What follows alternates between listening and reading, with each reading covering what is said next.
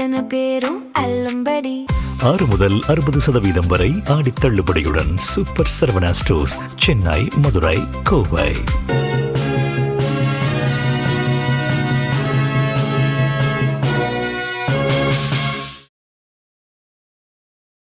வணக்கம். ஜெம் செய்திகளுக்காக நான் அரசு. இந்திய நேரப்படி காலை 8:30 மணி செய்திகள். முதலில் ஜெம் தலைப்புச் செய்திகளை காணலாம். காமன்வெல்த் போட்டியில் வெள்ளிப்பதக்கம் வென்ற முரளி ஸ்ரீசங்கருக்கு குடியரசுத் தலைவர் திரௌபதி முர்மு வாழ்த்து. தொடர்ந்து 2வது முறையாக வெள்ளிப்பதக்கம் வெல்வது மாபெரும் சாதனை என குடியரசுத் தலைவர் புகழாரம். தங்கள் இயக்கத்தை நிர்மூலப்படுத்துவதற்கு பல பேர் முயற்சி செய்கிறார்கள். மதிமுக பொதுச் செயலாளர் வைகோ குற்றச்சாட்டு. கரூர் கூட்ட நெரிசல் சம்பவத்தில் உயிர் இழந்தவர்களின் குடும்பங்களுக்கு வழங்கப்பட்ட அரசு பணி உத்தரவு ரத்து. உச்சநீதிமன்றத்தில் மேல்முறையீடு செய்தது தமிழ்நாடு அரசு. ஈரானுக்கு எதிராக அமெரிக்காவிற்கு 3 தேர்வுகள். இஸ்ரேல் மூத்த அதிகாரி சொன்ன முக்கிய தகவல். காமன்வெல்த் நீளம் தாண்டுதல் போட்டி சாதனை படைத்த இந்திய வீரர் முரளி ஸ்ரீசங்கர். குடியரசுத் தலைவர் திரௌபதி முர்மு தனது சமூக வலைதளத்தில் வாழ்த்து செய்தி ஒன்றை பதிவிட்டுள்ளார். அதில் 2026 கிளாஸ்கோ காமன்வெல்த் போட்டியில் ஆண்களுக்கான நீளம் தாண்டுதலில் வெள்ளிப்பதக்கம் வென்ற முரளி ஸ்ரீசங்கருக்கு தனது மனமார்ந்த வாழ்த்துக்களை தெரிவித்துள்ளார். தொடர்ந்து 2வது முறையாக காமன்வெல்த் போட்டிகளில் வெள்ளிப்பதக்கம் வெல்வது நாட்டையே பெருமைப்படுத்தக்கூடிய ஒரு மாபெரும் சாதனையாகும் என்று புகழாரம் சூட்டியுள்ளார். நீங்கள் தொடர்ந்து பல வெற்றிகளை குவிக்கவும் சிறந்த சாதனைகளை படைக்கவும் வாழ்த்துவதாக தெரிவித்துள்ளார். தங்கள் இயக்கத்தை நிர்மூலப்படுத்துவதற்கு பல பேர் முயற்சி செய்வதாக மதிமுக பொதுச் செயலாளர் வைகோ குற்றம் சாட்டியுள்ளார். சென்னை அருகே ராயபுரத்தில் உள்ள தனியார் மண்டபத்தில் அப்துல் கலாம் தேசிய விருது வழங்கும் விழா நடைபெற்றது. இதில் அமைச்சர் ஆதவ் அர்ஜுனா, சபாநாயகர் ஜே.சி.டி. பிரபாகர் ஆகியோர் கலந்து கொண்டு மதிமுக பொதுச் செயலாளர் வைகோவிற்கு அப்துல் கலாம் தேசிய விருது வழங்கி கௌரவித்தனர். தொடர்ந்து விழாவில் பேசிய அமைச்சர் ஆதவ் அர்ஜுனா, இப்போதெல்லாம் நான் பேசி முடித்த உடனேயே உச்சநீதிமன்றம் வரை வழக்கு தொடுக்கிறார்கள் என்று கூறினார். எந்த தேர்தல் வந்தாலும் நாம் எல்லாரும் சேர்ந்து எதிர்காலத்தில் தேர்தலில் பயணிக்கப் போகிறோம் என்று தெரிவித்தார். உள்ளாட்சி தேர்தலாக இருக்கட்டும், பாராளுமன்ற தேர்தலாக இருக்கட்டும் என்றும் நாம் எல்லாம் தமிழக வரலாற்றில் முதல் முறையாக 65% மிகப்பெரிய வெற்றி பெறுவோம் என்றும் தெரிவித்தார். மேலும் 8 தலித் அமைச்சர்கள் உருவாகுவதற்கு 75 ஆண்டுகள் ஆனது என்று குறிப்பிட்டார். இதை தொடர்ந்து பேசிய மதிமுக பொதுச் செயலாளர் வைகோ, பனிக்காலத்திலும் கோடை காலத்திலும் தன் கரம் கோர்த்து 32 ஆண்டுகளாக அண்ணாவின் தம்பிகளாக திராவிட இயக்கத்தின் வளர்ப்புகளாக பயணித்துக் கொண்டிருந்ததாக தெரிவித்தார். ஆனால் தங்கள் இயக்கத்தை நிர்மூலப்படுத்துவதற்கு பல பேர் முயற்சி செய்வதாக குற்றம் சாட்டினார். மேலும் தங்கள் மார்பில் குத்திவிட்டு சென்றவர்களை பற்றி தான் கவலைப்படவில்லை என தெரிவித்தார். இந்த நிகழ்வில் அமைச்சர் ஷாஜகான், இந்திய யூனியன் முஸ்லிம் லீக் தேசிய தலைவர் காதர் மொய்தீன் உள்ளிட்ட பலர் கலந்து கொண்டனர். நான் ஒன்று சொல்லுகிறேன், இந்துத்துவ சக்திகளை, நாசகார பாசிச சக்திகளை, பாரதிய ஜனதா கட்சியின் பின்னணியில் இருக்கிற சக்திகளை எதிர்ப்பதுதான் திராவிட இயக்கத்தின் உயிர் கொள்கை. நான் திராவிட இயக்கத்தால் வார்ப்பிக்கப்பட்டவர். 5.5 ஆண்டுகள் சிறையிலே கழித்தவர்.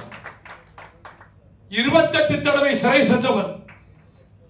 திராவிட இயக்கத்தின் பெருமையை நாடாளுமன்றத்தில் வீர முழக்கமாக சங்கராதம் எழுப்பியவர்.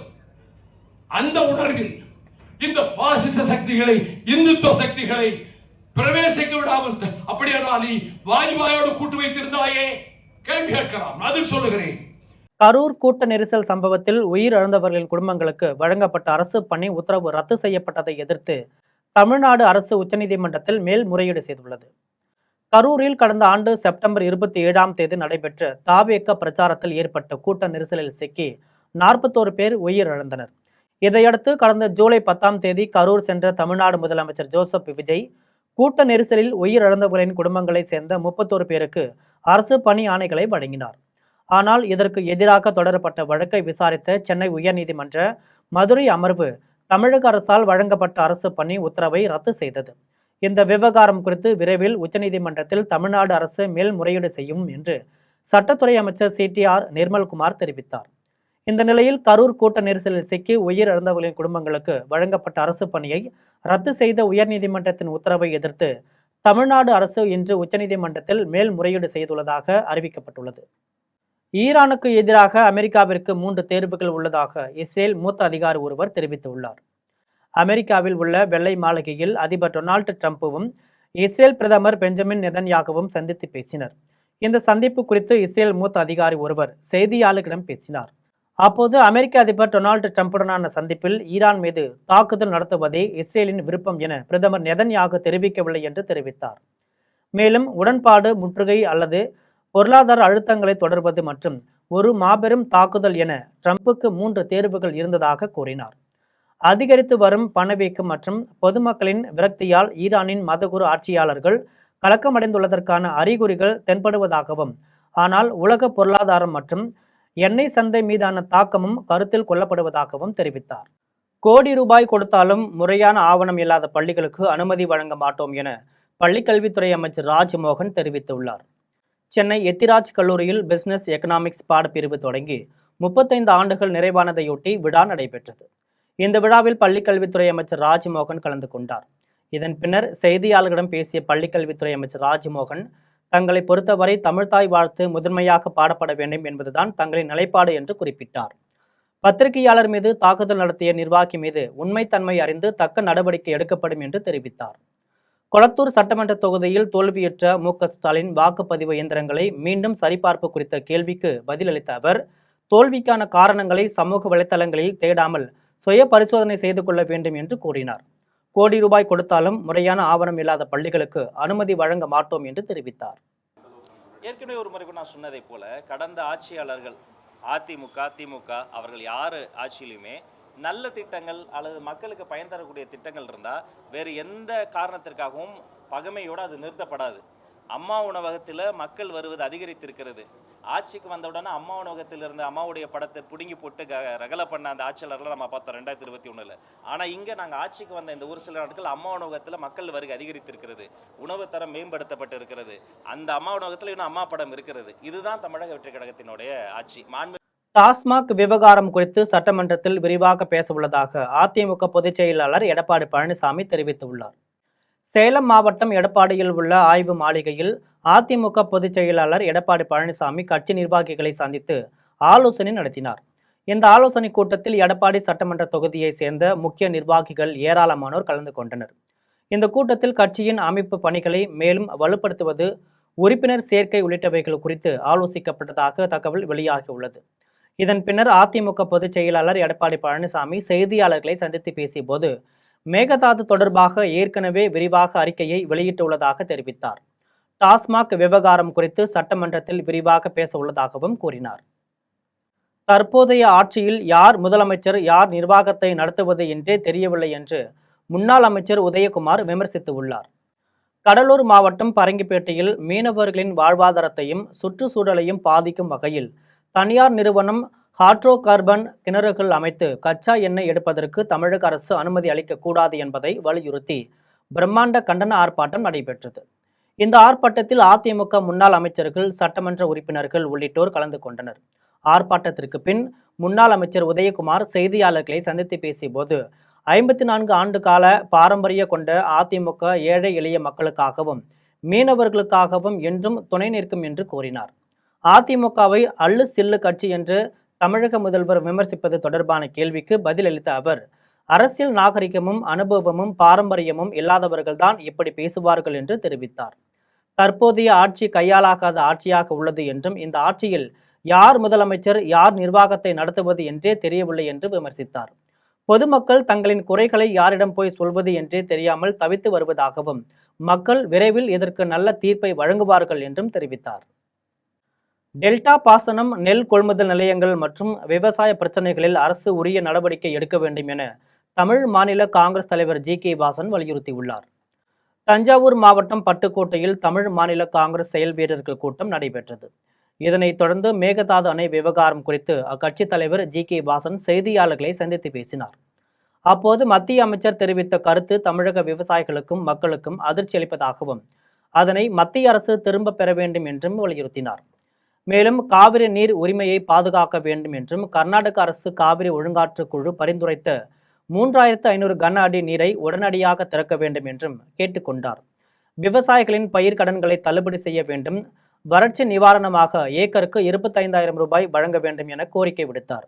தொடர்ந்து டெல்டா பாசனம், நெல் கொள்முதல் நிலையங்கள் மற்றும் விவசாய பிரச்சனைகளில் அரசு உரிய நடவடிக்கை எடுக்க வேண்டும் என்றார். மேலும் தமிழ்தாய் வாழ்த்துக்கு முதலிடம் வழங்கப்பட வேண்டும் என்றும், நீட் தேர்வு நடைமுறையில் உள்ள பிரச்சனைகளை அரசு சரி செய்ய வேண்டும் என்றும் தெரிவித்தார். அதே நேரத்திலே காவிரி நீர் மேலாண்மை ஆணையம் மற்றும் காவிரி ஒழுங்காற்று குழுவின் அதிகாரமும் மாநிலங்களுக்கு இடையேயான நதிநீர் பங்கீட்டு அளவை உறுதி செய்து செயல்படுத்துவதற்கான வரம்பிற்குள் மட்டுமே உள்ளது. தமிழ்நாடு சட்டமன்றத்தில் பெண்களுக்கான 33% இடஒதுக்கீட்டை நிறைவேற்ற வேண்டும் என அனைத்து பெண்கள் கூட்டமைப்பின் ஒருங்கிணைப்பாளர் ராதிகா தெரிவித்துள்ளார். சென்னை தலைமை செயலகத்தில் தமிழக முதல்வர் விஜயை அனைத்து பெண்கள் கூட்டமைப்பு சார்பில் உள்ள பெண்கள் சந்தித்தனர். இதன் பின்னர் அனைத்து பெண்கள் கூட்டமைப்பின் ஒருங்கிணைப்பாளர் ராதிகா செய்தியாளர்களிடம் பேசிய போது, நாடாளுமன்றம் மற்றும் சட்டமன்றங்களில் பெண்களுக்கான 33% இடஒதுக்கீட்டை வலியுறுத்தும் வகையில் தீர்மானத்தை நிறைவேற்ற வேண்டும் என்ற கோரிக்கையை முதலமைச்சரிடம் முன்வைத்துள்ளதாக தெரிவித்தார். தங்களுடைய கோரிக்கையை கேட்ட முதலமைச்சர் உடனடியாக இந்த கோரிக்கையின் மேல் நடவடிக்கை எடுப்பதாக உறுதியளித்துள்ளதாக கூறினார். நாட்டில் சரிபாதியாக இருக்கக்கூடிய பெண்களுக்கு அரசியல் அதிகாரத்தில் உரிய பிரதிநிதித்துவம் என்பது இல்லாமல் இருப்பது ஏற்புடையது கிடையாது என்று குறிப்பிட்டார். தமிழகத்தில் அரசியல் தளத்தில் நடிகர் தனுஷின் செயல்பாடுகள் குறித்து கவனம் அதிகரித்து வரும் நிலையில் அவரது 43வது பிறந்த நாளை முன்னிட்டு நாகை மாவட்டத்தில் நடைபெற்ற நிகழ்வு அனைவரின் கவனத்தையும் ஈர்த்துள்ளது. நாகை மாவட்டம் கீழ்வேலூர் ஒன்றியத்திற்கு உட்பட்ட சாட்டியக்குடி ஊராட்சியில் அகில இந்திய தனுஷ் மக்கள் இயக்கம் சார்பில் கீழ்வேலூர் ஒன்றிய செயலாளர் பழனிசாமி ஏற்பாட்டில் நடைபெற்ற நிகழ்விற்கு நாகை மாவட்ட தலைவரும் டெல்டா மண்டல அமைப்பு செயலாளருமான லியோ கார்த்தி தலைமையேற்று தனுஷ் மக்கள் இயக்க கொடியை ஏற்றி வைத்தார். அதன் பின்னர் பொதுமக்களுக்கு இனிப்புகள் மற்றும் மதிய உணவு வழங்கினார். நிகழ்ச்சிக்கு நாகை மாவட்ட பொருளாளர் வசந்த் மற்றும் கீழ்வேலூர் ஒன்றிய தலைவர் இளஞ்சேரன் ஆகியோர் முன்னிலை வகித்தனர். நிகழ்ச்சியில் நாகை மாவட்ட செயலாளர் செல்வம், மயிலாடுதுறை மாவட்ட செயலாளர் சிவா, நாகை மாவட்ட துணைத் தலைவர் சுதாகர், மயிலாடுதுறை மாவட்ட துணைத் தலைவர் எட்வின் ராஜ், கீழ்வேலூர் ஒன்றிய தலைவர் அப்பு, ஒன்றிய இளைஞரணி செயலாளர் பாரதிராஜா, துணை செயலாளர் சத்தியவரதன், ஒன்றிய இணையதள பொறுப்பாளர் சச்சின் உள்ளிட்ட பலர் கலந்து கொண்டனர். அரசியல் தளத்தில் நடிகர் தனுஷின் அடுத்த கட்ட நடவடிக்கைகள் குறித்து பரபரப்பு நிலவி வரும் சூழலில் இதுபோன்ற நிகழ்வுகள் அவரது ஆதரவாளர்கள் மத்தியில் உற்சாகத்தை ஏற்படுத்தியுள்ளது என்பது குறிப்பிடத்தக்கது. பழனியில் தண்டபாணி சுவாமிகள் மடத்திற்கு சொந்தமான ரூபாய் 100 கோடி மதிப்பிலான நில மோசடி வழக்கு தொடர்பாக சிபிசிஐடி காவல்துறையினரால் கைது செய்யப்பட்ட 4 பேரும் நீதிமன்றத்தில் ஆஜர்படுத்தப்பட்டதை அடுத்து வரும் 12ஆம் தேதி வரை நீதிமன்ற காவலில் வைக்க நீதிபதி உத்தரவிட்டார். பழனி அடிவாரம் சன்னதி வீதியில் அமைந்துள்ள தண்டபாணி சுவாமிகள் மடத்திற்கு சொந்தமான 100 கோடி மதிப்பிலான நிலம் நீதிமன்ற உத்தரவை மீறி போலி ஆவணங்கள் மூலம் 2 கோடிக்கு மோசடி பதிவு செய்யப்பட்ட சம்பவம் தமிழகம் முழுவதும் பெரும் பரபரப்பை ஏற்படுத்தியது. இந்த வழக்கு தொடர்பாக பழனி கோவில் நிலங்கள் பிரிவு கண்காணிப்பாளர் முருகானந்தம் பழனி அடிவாரத்தின் காவல் நிலையத்தில் அளித்த புகாரின் பேரில் சார் பதிவாளர் ஜஸ்டின் மணிகண்டன், ட்ரஸ்ட் பிரமுகர் முருகதாஸ் நிலத்தை வாங்கிய மடத்து குளத்தை சேர்ந்த வெள்ளத்துறை, பழனி புதூர் சேர்ந்த சேதுபதி என 4 பேர் மீது கூட்டு சதி மோசடி உள்ளிட்ட 5 பிரிவின் கீழ் வழக்கு பதிவு செய்யப்பட்டது. இந்த வழக்கை கடந்த 15ஆம் தேதி சிபிசிஐடி விசாரணைக்கு மாற்றி தமிழக அரசு உத்தரவை பிறப்பித்தது. இதனையடுத்து நில மோசடி வழக்கு தொடர்பாக சிபிசிஐடி காவல்துறையினரால் கைது செய்யப்பட்ட 4 பேரும் நீதிமன்றத்தில் ஆஜர்படுத்தப்பட்டதை அடுத்து வரும் 12ஆம் தேதி வரை நீதிமன்ற காவலில் வைக்க நீதிபதி உத்தரவிட்டார். கோவில்பட்டியில் விபத்தில் இழப்பீடு வழங்காத அரசு பேருந்தை நீதிமன்ற ஊழியர்கள் பறிமுதல் செய்தனர். தூத்துக்குடி மாவட்டம் கயத்தாறு அருகே உள்ள தென்னம்பட்டியை சேர்ந்தவர் மூக்கையா. இவர் 2007ஆம் ஆண்டு இருசக்கர வாகனத்தில் சென்றபோது மதுரை அரசு போக்குவரத்து கழக பணிமனையை சேர்ந்த அரசு பேருந்து மோதியதில் மூக்கையா காயமடைந்தார். தனக்கு இழப்பீடு வழங்க கோரி மூக்கையா சார்பு நீதிமன்றத்தில் வழக்கு தொடுத்தார். 2024ஆம் ஆண்டு மூக்கையாவுக்கு 1,12,574 ரூபாய் இழப்பீடு வழங்க மதுரை மண்டலத்தை தமிழ்நாடு அரசு போக்குவரத்து கழக மேலாண்மை இயக்குநரும் நீதிமன்ற உத்தரவிட்டது. ஆனால் இழப்பீடு தொகை வழங்கவில்லை என்பதால் மதுரை அரசு போக்குவரத்து கழக பணிமனை பேருந்தை பறிமுதல் செய்ய நீதிபதி உத்தரவிட்டார். இதைத் தொடர்ந்து நீதிமன்ற ஊழியர்கள் கோவில்பட்டி பேருந்து நிலையம் முன்பு மதுரையில் இருந்து திருநெல்வேலி நோக்கி சென்ற அரசு பேருந்தை நிறுத்தி பயணிகளை இறக்கிவிட்டு பின்னர் பறிமுதல் செய்து நீதிமன்றத்திற்கு கொண்டு சென்றனர். இதனால் பயணிகள் நீதிமன்ற ஊழியர்களுடன் வாக்குவாதத்தில் ஈடுபட்டனர். இதையடுத்து பயணிகள் அனைவரையும் அந்த வழியாக சென்ற அரசு பேருந்துகள் மூலமாக திருநெல்வேலிக்கு அனுப்பி வைத்தனர்.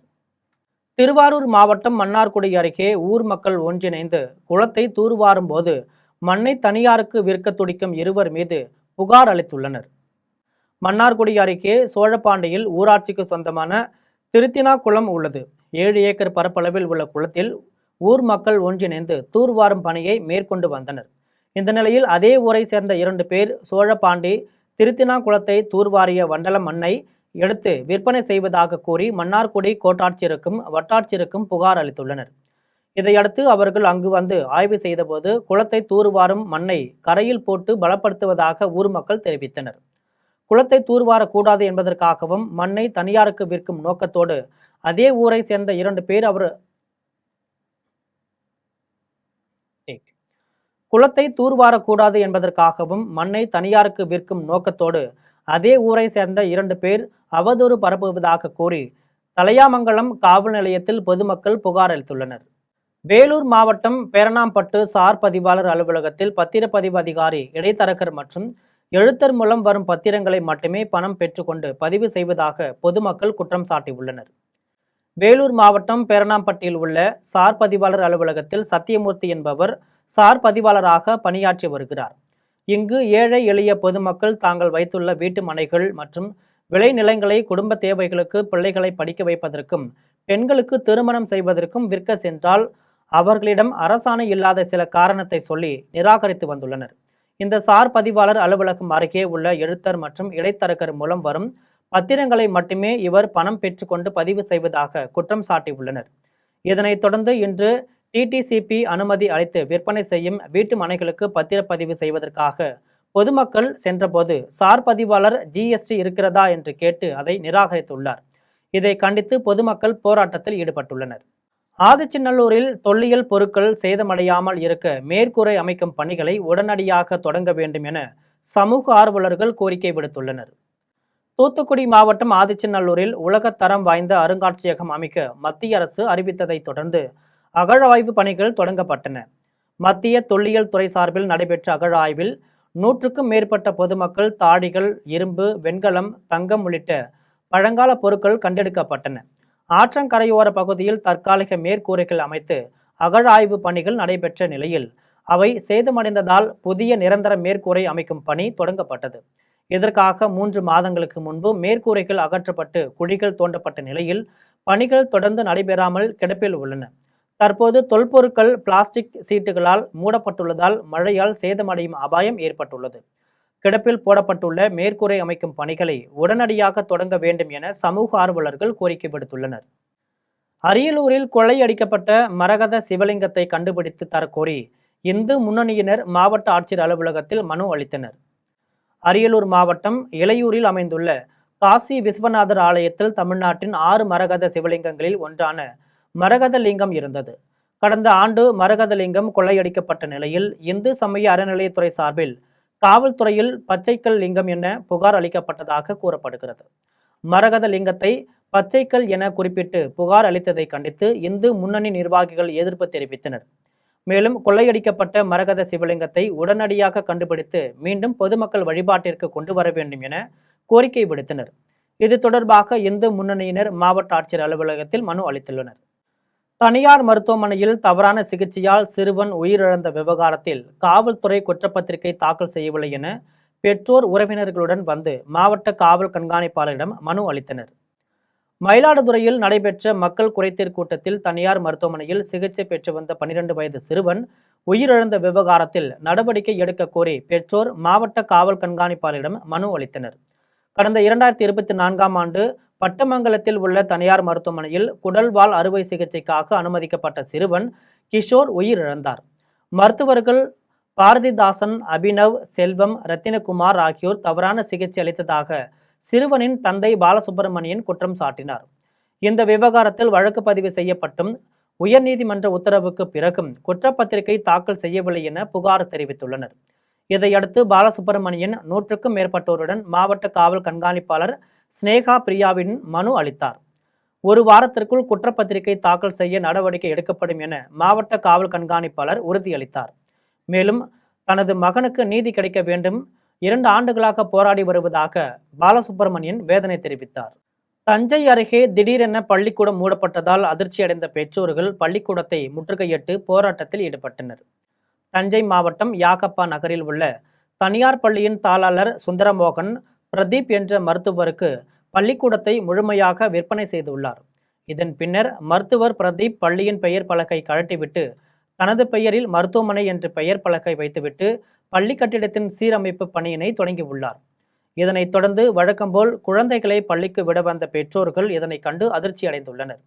இது குறித்து பள்ளியின் தாளாளர் சுந்தரமோகனிடம் பெற்றோர்கள் கேட்டபோது ஆன்லைன் வகுப்புகள் நடத்துவதாக கூறியுள்ளார். இதனை ஏற்க மறுத்த பெற்றோர்கள் பள்ளியை முற்றுகையிட்டு ஆர்ப்பாட்டத்தில் ஈடுபட்டனர். அப்போது மாற்றுப் பள்ளியில் தங்கள் குழந்தைகளை சேர்த்துவிட பள்ளி நிர்வாகம் நடவடிக்கை எடுக்க வேண்டும் என வலியுறுத்தினர்.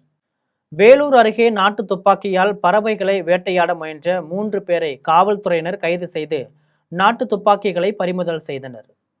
வேலூர் மாவட்ட காவல்துறை கண்காணிப்பாளர் தலைமையில் தனிப்படை காவல்துறையினர் அரியூர், ஊசூர் உள்ளிட்ட பகுதிகளில் ரோந்து பணியில் ஈடுபட்டிருந்தனர்.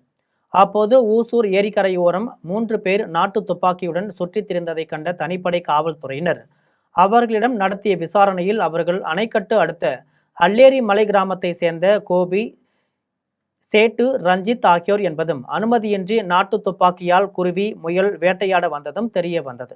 இதையடுத்து 3 பேரையும் தனிப்படை காவல்துறையினர் அரியூர் காவல் நிலையத்தில் ஒப்படைத்தனர். அதன் பின்னர் 3 பேர் மீதும் காவல்துறையினர் வழக்கு பதிவு செய்து அவர்களிடம் இருந்து 3 நாட்டு துப்பாக்கிகளை பறிமுதல் செய்து வேலூர் மத்திய சிறையில் அடைத்தனர். செங்கம் அருகே காவல்துறையினரின் வீட்டில் மர்ம நபர்கள் பூட்டை உடைத்து கொள்ளை முயற்சி செய்த சம்பவம் அப்பகுதி மக்களிடையே பெரும் அதிர்ச்சியை ஏற்படுத்தியுள்ளது. திருவண்ணாமலை மாவட்டம் வளையாம்பட்டு பகுதியை சேர்ந்தவர்கள் ஆறுமுகம், சந்திரா தம்பதியர். இவர்களது மகன் சத்தியமூர்த்தி சென்னையில் காவல்துறையில் பணியாற்றி வருகிறார். இதில் அரசு பள்ளி ஆசிரியரான ஆறுமுகம் உயிரிழந்த நிலையில் அவரது மனைவி சந்திரா வீட்டில் தனியாக வசித்து வந்துள்ளார். இந்த நிலையில் சந்திரா பூட்டை பூட்டிவிட்டு வெளியூர் சென்றுள்ளார். அப்போது அவரது வீட்டிற்குள்ள புகுந்த மர்ம நபர்கள் வீட்டின் பூட்டை உடைத்து பீரோவில் வைத்திருந்த 5000 ரூபாய் பணம், பாத்திரங்கள், சிலிண்டர் ஆகியவைகளை எடுத்து வெளியே வந்தபோது சத்தம் கேட்ட அக்கம் பக்கத்தினர் கூச்சலிட்டனர். இதனால் மர்ம நபர்கள் பொருட்களை 2 வீடுகள் தள்ளி அங்கேயே வைத்துவிட்டு ஓட்டம் பிடித்துள்ளனர். மர்ம நபர்கள் திருட முயற்சி செய்த சம்பவம் அப்பகுதியில் பெரும் பரபரப்பை ஏற்படுத்தியுள்ளது. ஆண்டிப்பட்டி அருகே அரசு மதுபான கடையில் காலாவதியான மது பாட்டில்களை விற்பனை செய்பவர்கள் மீது அதிகாரிகள் நடவடிக்கை எடுக்க கோரி பாதிக்கப்பட்டவர் வீடியோ வெளியிட்டதால் அப்பகுதியில் பெரும் பரபரப்பை ஏற்படுத்தியுள்ளது. தேனி மாவட்டம் மயிலாடும்பாறையில் இருந்து மூலக்கடை செல்லும் சாலையில் உள்ள அரசு மதுபான கடையில் அதே பகுதியை சேர்ந்த நபர் ஒருவர் மது பாட்டில் வாங்கியுள்ளார். அப்போது அதில் காலாவதியான தேதி எழுதப்பட்டிருந்ததை கண்டு அதிர்ச்சி அடைந்தார். இது தொடர்பாக அவர் மதுபான கடை பணியாளரிடம் அந்த பாட்டிலை கொடுத்து கோபமடைந்து பேசிய வீடியோ காட்சிகள் வெளியாகி வைரலாகி வருகிறது. இதுபோன்ற அரசு மதுபான கடையில் காலாவதியான மது பாட்டில்கள் விற்பனை செய்பவர்களை அரசு அதிகாரிகள் உரிய நடவடிக்கை எடுக்க வேண்டும் என கோரிக்கை விடுத்தார். இந்த புகார் குறித்து உரிய நடவடிக்கை எடுக்கப்படும் என உணவு பாதுகாப்புத்துறை அதிகாரிகள் தெரிவித்துள்ளனர். வேலூர் அருகே விலை உயர்ந்த 2 சக்கர வாகனத்தை 2 மர்ம நபர்கள் திருட முயற்சித்த சம்பவம் அப்பகுதியில் பெரும் பரபரப்பை ஏற்படுத்தியுள்ளது. வேலூர் மாவட்டம் காளியம்மன் தோப்பு பகுதியில் நின்றிருந்த விலை உயர்ந்த 2 சக்கர வாகனத்தை 2 மர்ம நபர்கள் வாகனத்தின் பூட்டை உடைத்து திருட முயன்றனர். அப்போது அப்பகுதியில் பொதுமக்கள் வந்தபோது 2 பேரும் மெதுவாக அங்கிருந்து நடந்து சென்றனர். இதன் பின்னர் 2 சக்கர வாகனத்தில் வந்த நபர் வேகமாக வந்து இருவரையும் ஏற்றிக்கொண்டு வேகமாக அங்கிருந்து தப்பி சென்றனர். இந்த சம்பவம் குறித்து விருதம்பட்டு காவல்துறையினர் வாகன சிசிடிவி காட்சிகள் மூலம் திருடர்களை தீவிரமாக தேடி வருகின்றனர். ஆம்பூர் இந்து மேல்நிலைப்பள்ளி வணிக வளாக கட்டிடத்தில் உள்ள 2 சக்கர வாகன பழுது பார்க்கும் கடையில் நிறுத்தி வைக்கப்பட்டிருந்த ஸ்கூட்டியில் பதுங்கி இருந்த 3 அடி நீளமுள்ள நாகப்பாம்பை தீயணைப்பு வீரர்கள் லாவகமாக பிடித்தனர். திருப்பத்தூர் மாவட்டம் ஆம்பூர் பேருந்து நிலையம் அருகில் இந்து கல்வி சங்க வணிக வளாக கட்டிடத்தில் செயல்பட்டு வரும் மோகன் என்பவருக்கு சொந்தமான 2 சக்கர வாகனம் பழுது பார்க்கும் கடையில் நிறுத்தி வைக்கப்பட்டிருந்த ஸ்கூட்டியில் சுமார் 3 அடி நீளமுள்ள நாகப்பாம்பு பதுங்கி இருந்ததை கண்டு அதிர்ச்சி அடைந்து கடையில் பணியில் இருந்த ஊழியர்கள் மற்றும் பொதுமக்கள் சிலர் அலறியடித்து ஓடினர். அதன் பின்னர் ஆம்பூர் தீயணைப்பு நிலையத்திற்கு அளித்த தகவலின் பேரில் விரைந்து வந்த தீயணைப்பு வீரர்கள் ஸ்கூட்டியில் பதுங்கியிருந்த நாகப்பாம்பினை நீண்ட நேரம் போராடி ஸ்கூட்டி முழுவதும் பிரித்து பின்னர் லாவகமாக நாகப்பாம்பை பிடித்து சென்று வனத்துறையினரிடம் ஒப்படைக்கப்பட்டு பின்னர் வனப்பகுதியில் விட்டனர். இதனால் கடையில் இருந்த ஊழியர்கள் மற்றும் அங்கு கூடிய பொதுமக்கள் மத்தியில் சில மணி நேரம் பெரும் அதிர்ச்சியையும் பரபரப்பையும் நிலவியது. வேலூரில் பேருந்தில் நகைகள் திருடிய 2 பெண்களை கண்காணிப்பு கேமரா காட்சிகளை வைத்து காவல்துறையினர் கைது செய்துள்ளனர். வேலூர் சாத்துப்பாளையத்தை சேர்ந்த திவ்யா என்ற பெண் பெங்களூருக்கு சென்றுவிட்டு தங்க நகைகளை கைப்பையில் போட்டுக்கொண்டு பேருந்தில் மீண்டும் வேலூருக்கு வந்தார். பழைய பேருந்து நிலையத்தில் பார்த்தபோது பையில் வைத்திருந்த 8.5 பவுன் தங்க நகைகளை காணவில்லை. இது குறித்து அவர் காவல் நிலையத்தில் புகார் அளித்ததைத் தொடர்ந்து காவல்துறையினர் கண்காணிப்பு கேமராவில் பதிவான காட்சிகளை ஆய்வு செய்தனர். திருட்டில் ஈடுபட்டவர்கள் திருவண்ணாமலை மாவட்டம் செங்கம் கட்டுமடுவை சேர்ந்த மஞ்சுளா, சௌந்தர்யா ஆகிய இருவரும் என தெரிய வந்தது. இருவரையும் கைது செய்து அவர்களிடம் இருந்து 8.5 பவுன் தங்க நகைகளை பறிமுதல் செய்து நீதிமன்றத்தில் நிறுத்தி சிறையில் அடைத்தனர். தாராபுரம் அருகே பேருந்து மோதி பழனி பாத யாத்திரை பக்தர் உயிரிழந்த சம்பவம் பக்தர்களிடையே பெரும் சோகத்தை ஏற்படுத்தியுள்ளது. நீலகிரி மாவட்டம் கசுக்குச்சி பகுதியை சேர்ந்த பழங்குடியின மலைவாழ் விவசாயிகள் உள்ளிட்ட 30 பக்தர்கள் கடந்த 3 நாட்களாக பழனி முருகன் கோவிலுக்கு பாத யாத்திரையாக சென்று கொண்டிருந்தனர். இந்த நிலையில் திருப்பூர் மாவட்டம் புத்தரச்சல் பகுதியில் இரவில் நடைப்பயணம் மேற்கொண்டிருந்த போது அதிவேகமாக வந்த அடையாளம் தெரியாத பேருந்து சந்தோஷ் என்பவர் மீது மோதியதில் அவர் படுகாயமடைந்துள்ளார். இதன் பின்னர் பாத யாத்திரை வந்த பக்தர்கள் அவரை மீட்டு தாராபுரம் அரசு மருத்துவமனைக்கு கொண்டு சென்றனர். அங்கு பரிசோதனை செய்த மருத்துவர்கள் அவர் ஏற்கனவே உயிரிழந்து விட்டதாக தெரிவித்தனர். இந்த சம்பவம் குறித்து குளத்துப்பாளையம் காவல்துறையினர் வழக்கு பதிவு செய்து விபத்தை ஏற்படுத்திய பேருந்தின் ஓட்டுநரை தீவிரமாக தேடி வருகின்றனர். பாத யாத்திரையாக சென்ற பக்தர் ஒருவர் உயிரிழந்த சம்பவம் பக்தர்களிடையே பெரும் சோகத்தை ஏற்படுத்தியுள்ளது. சேலம் மாவட்டம் தலைவாசல் அருகே புற்றுமாரியம்மன் கோவில் ஆடி திருவிழாவில் கஞ்சி கலையம் எடுக்கும் நிகழ்ச்சி நடைபெற்றது. தலைவாசல் அருகே சிறுவாச்சூர் புற்றுமாரியம்மன் கோவிலில் ஜூலை 25ஆம் தேதி காப்பு கட்டுதல், சக்தி அளித்தல் உள்ளிட்ட நிகழ்ச்சிகள் நடைபெற்று முடிந்தன. அம்மனுக்கு நாள்தோறும் சிறப்பு அலங்காரம், அபிஷேகங்கள் நடைபெற்று வந்தது. காப்பு கட்டி நோம்பிருந்த பக்தர்கள் கஞ்சி கலையம் எடுத்து தலையில் எடுத்தவாறு மேளதாளம், வான வேடிக்கைகள் முழங்க ஊர்வலமாக கோவிலை சென்றடைந்தனர். பிறகு கொண்டு வந்த கஞ்சி கலையத்தை அம்மனுக்கு படைத்து பக்தர்களுக்கு வழங்கினர். இதில் சுற்று வட்டார பகுதிகளைச் சேர்ந்த பக்தர்கள் கலந்து கொண்டு சுவாமி தரிசனம் செய்தனர். சேலம் மாவட்டம் வாழப்பாடி அருகே சக்தி மாரியம்மன் கோவிலுக்கு திரளான பக்தர்கள் பால் குடம் எடுத்து நேர்த்திக்கடன் செலுத்தினர். வாழப்பாடி அருகே வீரகவுண்டனூர் சக்தி மாரியம்மன் கோவிலில் ஆடி திருவிழாவையொட்டி ஜூலை 27ஆம் தேதி காப்பு கட்டுதல், சக்தி அளித்தல் உள்ளிட்ட நிகழ்ச்சிகள் நடைபெற்று முடிந்தன. அம்மனுக்கு நாள்தோறும் சிறப்பு அபிஷேகம், அலங்காரங்கள் நடைபெற்று வந்தது. காப்பு கட்டி நோம்பிருந்த பெண்கள் பால் குடத்தை தலையில் சுமந்தவாறு மேளதாளம், வான வேடிக்கைகள் முழங்க முக்கிய வீதிகள் வழியாக ஊர்வலமாக சென்று அம்மனுக்கு பால் அபிஷேகம் செய்தனர். விழாவில் கலந்து கொண்ட அனைவருக்கும் கோவில் நிர்வாகம் சார்பில் அன்னதானம் வழங்கப்பட்டது. தூத்துக்குடி மடத்தூர் ரோடு பத்ரகாளியம்மன் கோவில் கொடைவிழா சிறப்பாக நடைபெற்றது. தூத்துக்குடி மடத்தூர் ரோடு பத்ரகாளியம்மன் கோவிலில் கொடைவிழாவையொட்டி அம்மனுக்கு சிறப்பு பூஜை வழிபாடுகள் நடைபெற்றன. பின்னர் முளைப்பாரி, மாவிளக்கு எடுத்து வழிபாடு நடைபெற்றது. சமூக சேவகர் சுதாகர் இவ்விழாவிற்கு தலைமையேற்று ஊர்வலத்தில் வந்த பெண்கள் அனைவருக்கும் சேலைகளை வழங்கி சிறப்பித்தார். இந்நிகழ்ச்சியில் கோவில் அர்ச்சகர் அழகிய நம்பி, இசக்கிமுத்து, பத்ரகாளி முத்து, தாமோதரராஜ், புஷ்பராஜ், மத்திய மாவட்ட விடுதலை சிறுத்தைகள் கட்சி மாவட்ட மீனவர் அணி அமைப்பாளர் ஜான்சன், பாஸ்கர், ரியால்சன் ஆகியோர் கலந்து கொண்டனர். பெரியபாளையத்தில் உள்ள ஸ்ரீ பவானியம்மன் திருக்கோவிலில் ஆடி மாதத்தின் பௌர்ணமியை முன்னிட்டு 108 பெண்கள் பங்கேற்ற திருவிளக்கு பூஜை வெகு விமர்சையாக நடைபெற்றது. திருவள்ளூர் மாவட்டம் பெரியபாளையத்தில் பிரசித்தி பெற்ற ஸ்ரீ பவானியம்மன் திருக்கோவில் அமைந்துள்ளது. இக்கோவிலுக்கு சென்னை, திருவள்ளூர், காஞ்சிபுரம், செங்கல்பட்டு மட்டுமல்லாது ஆந்திரா, கேரளா, கர்நாடகா என பல்வேறு அண்டை மாநிலங்களிலிருந்து பல்லாயிரக்கணக்கான பக்தர்கள் சனிக்கிழமை இரவு தங்கி மறுநாள் ஞாயிற்றுக்கிழமை காலை பொங்கல் வைத்து மொட்டையடித்து அம்மனை வழிபட்டு செல்கின்றனர். இந்த நிலையில் ஆடி மாதத்தின் பௌர்ணமி முன்னிட்டு உலக நன்மைக்காகவும் பொதுமக்கள் நோய் இன்றி வாழவும் பவானியம்மன் திருக்கோவில் வளாகத்தில் 108 பெண்கள் பங்கேற்ற திருவிளக்கு பூஜை சிறப்பாக நடைபெற்றது. முன்னதாக ஸ்ரீ பவானியம்மனுக்கு பால், தயிர், பன்னீர், சந்தனம் உள்ளிட்ட பல்வேறு வாசனை திரவியங்களால் சிறப்பு அபிஷேகம் செய்யப்பட்டு வண்ண மலர்களாலும் திரு ஆபரணங்களாலும் அலங்கரிக்கப்பட்டு ஸ்ரீ பவானி அம்மனுக்கு மகா தீபாராதனை காண்பிக்கப்பட்டது. பூஜையில் கலந்து கொண்ட பெண்கள் குத்து விளக்கு ஏற்றி வைத்து குங்குமம், மலர்களால் அர்ச்சனை செய்து அம்மனை வழிபட்டனர். இதனைத் தொடர்ந்து உற்சவர் தங்கத்தேர் காப்பு அலங்காரத்தில் கோவிலை 3 முறை சுற்றி கோவில் உலா வந்து பக்தர்களுக்கு அருள் பாலித்தார்.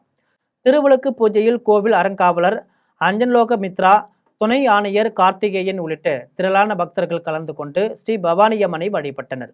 இதனைத் தொடர்ந்த கோவில் நிர்வாகம் சார்பில் பக்தர்களுக்கு அன்னதான பிரசாதம் வழங்கப்பட்டது. மீண்டும் ஜெம் தலைப்புச் செய்திகள்.